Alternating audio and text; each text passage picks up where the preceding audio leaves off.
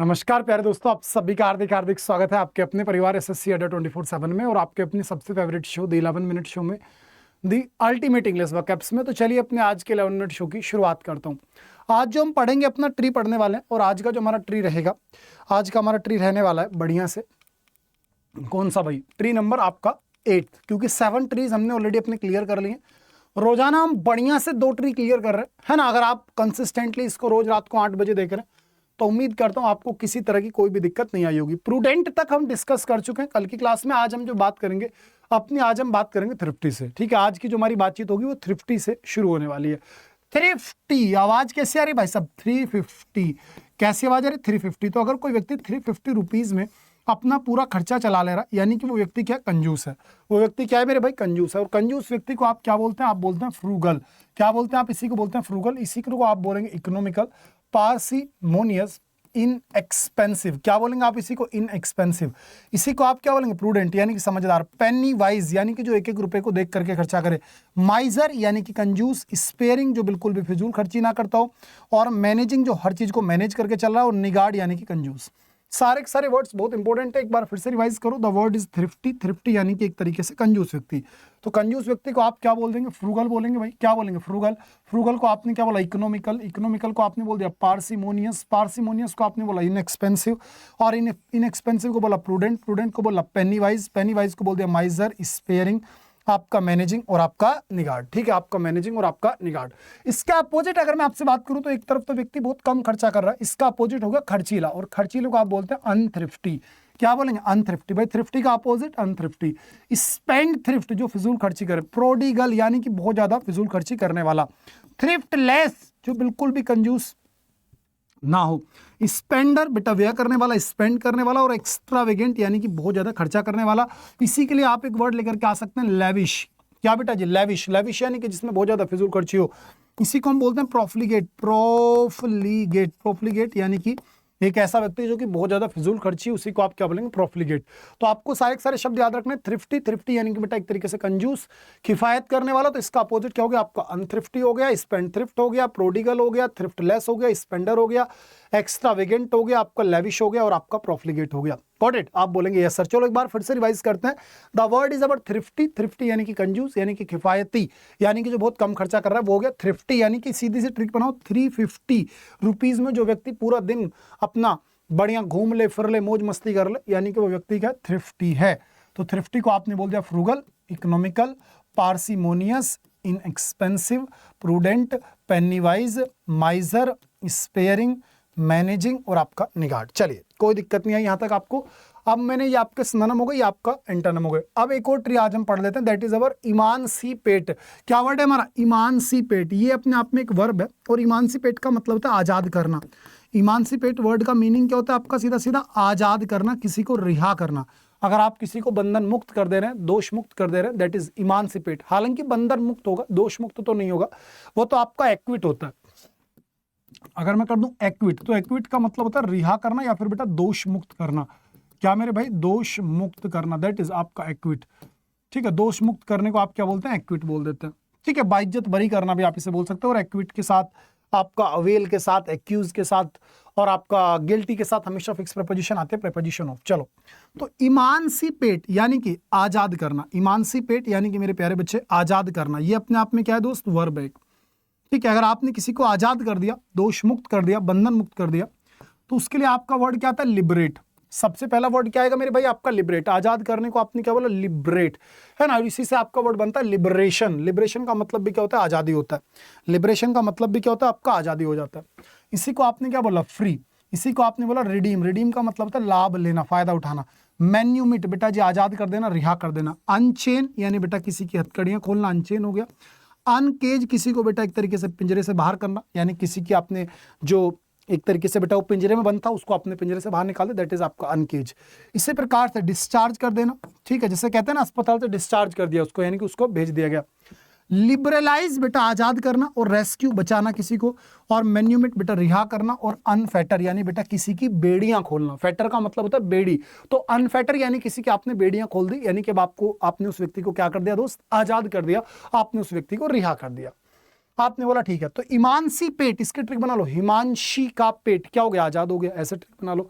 तो इमानसीपेट आजाद करना, इमानसीपेट वर्ड क्या हो गया आपका, आजाद करना। आजाद करने को आपने क्या बोला, लिबरेट बोल दिया, आपने फ्री बोल दिया, रिडीम बोल दिया, मैन्यूमिट बोल दिया, अनचेन बोल दिया, अनकेस बोल दिया, डिस्चार्ज बोल दिया, लिबरलाइज बोल दिया, रेस्क्यू, मैन्यूमिट और आपका अनफेटर। चलो इसके अपोजिट की अगर मैं आपसे बात कर लूं, तो एक तरफ आपने किसी व्यक्ति को बिल्कुल आजाद कर दिया, तो इसका उल्टा होगा एन स्लेव। स्लेव का मतलब क्या होता है, दास होता है, गुलाम होता है। ध्यान सुनना, जो स्लेव शब्द होता है इसका मीनिंग क्या आपका, दास होता है या फिर मेरे भाई आपका गुलाम होता है।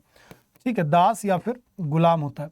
ठीक है, अगर मैं इसी को कर दूं आपके सामने एन स्लेव यानी कि गुलाम बनाना, क्या मेरे भाई, गुलाम बनाना।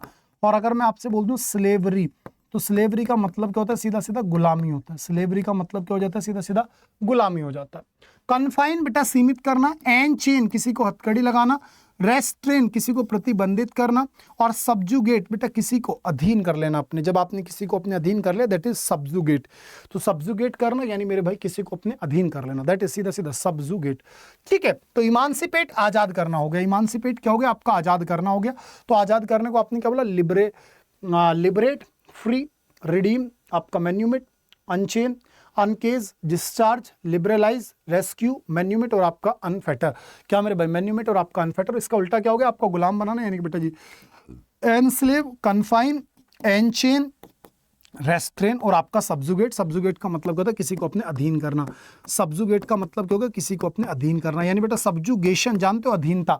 सब्जुगेशन का मतलब क्या हो जाता है, सीधा सीधा मेरे भाई अधीनता हो जाता है। और हाँ, एक अच्छी खबर है, आज इंग्लिश भाई शानू रावत टेलीग्राम पर आपको मैंने प्रोनाउन चैप्टर की कंप्लीट पीडीएफ दी है, जिसमें कि प्रोनाउन के लगभग 400 से 500 क्वेश्चन हैं और हर एक क्वेश्चन का डिटेल सोल्यूशन है।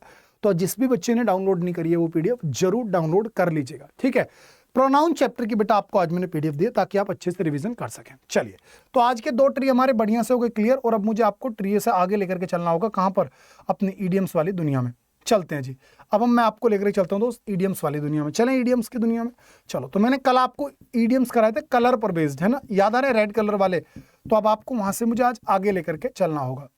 ठीक है, आपने कल मेरे साथ में बढ़िया से क्या सीखा था भाई, कि आपने कल रेड कलर पूरा सीख लिया, ब्लू कलर आपने बढ़िया सीख लिया। आज हम सीखेंगे व्हाइट कलर पर बेस्ड इडियम्स को।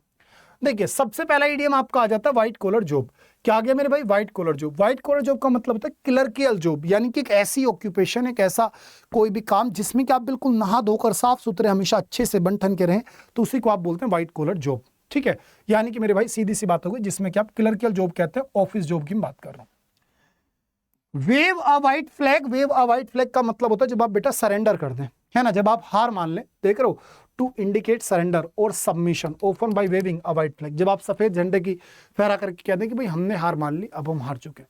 चलो, as white as a ghost या फिर as white as a sheet, दोनों का मतलब सेम होता है कि पीला दिखाई पड़ना। क्या बेटा, पीला, चेहरा एकदम पीला पड़ जाना। जैसे आपके सामने अचानक से कुछ घटना हो जाए तो आप एकदम सुन्न हो जाते हो, ये क्या हो गया। तो उसी अवस्था को आप बोलेंगे as white as a ghost या फिर वेव अ व्हाइट फ्लैग, यानी कि एकदम पीला पड़ जाना। Next, put something down in black and white. तो बेटा इन ब्लैक एंड व्हाइट का मतलब होता है जब आप किसी भी चीज को लिखित फॉर्मेट में लेकर के जाएं, ठीक है ना, बिल्कुल आप उसको क्लियर कर दें। दैट इज मेरे भाई आपका क्या हो गया, आपका हो गया put something down in black and white. क्योंकि अनएम्बिगुअस, एम्बिगुअस यानी बेटा अनेक अर्थी, और अनएम्बिगुअस यानी बिल्कुल एकदम स्पष्ट, जिस चीज का मीनिंग एकदम क्लियर निकलता हो, दैट इज आपका अनएम्बिगुअस। व्हाइट एलिफेंट यानी बेटा कोई भी ऐसी चीज जो बहुत महंगी है लेकिन उसका कोई फायदा नहीं है, that is white elephant. To show a white feather, to show a white feather का मतलब होता है कायरता का प्रदर्शन करना। क्या मेरे बच्चे, किसी भी चीज के लिए कायरता का प्रदर्शन करने को बोलते हैं to show white feather. White lie, एक छोटा सा झूठ, कोई भी एक ऐसा झूठ जिससे कि दूसरे का भला हो। तो जैसे कई बार मम्मी जी बोलती है अपने बच्चे से कि बेटा सो जा वरना यहाँ पे भूत आ जाएगा, तो भूत तो कभी नहीं आता, लेकिन वो झूठ तो है छोटा सा, तो उसी को आप क्या बोल देंगे, उसी को आप बोलने वाले क्या, उसी को आप बोलने वाले, ठीक है ना, उसी को आप क्या बोलने वाले, सीधा सीधा मेरे भाई व्हाइट लाई। ठीक है, उसी को क्या बोलेंगे, व्हाइट लाई। हाँ जस्ट, चलिए आप बोलेंगे सर ब्लैक कलर वाले, तो बेटा ब्लैक एंड व्हाइट यानी कि कोई भी एक ऐसी चीज जब आप बेटा जी दो स्ट्रेट फॉरवर्ड चीजों के बीच में फंस गए, that is in black and white, उसी को आप क्या बोल देंगे मेरे प्यारे बच्चे, उसी को आप बोल देंगे लाडले ब्लैक एंड व्हाइट। इसी प्रकार से ब्लैक एज नाइट, क्या आ गया आपके सामने, ब्लैक एज नाइट। तो ब्लैक एज नाइट को क्या बोलेंगे, एकदम घना काला, है ना, बिल्कुल गुप्त अंधेरा।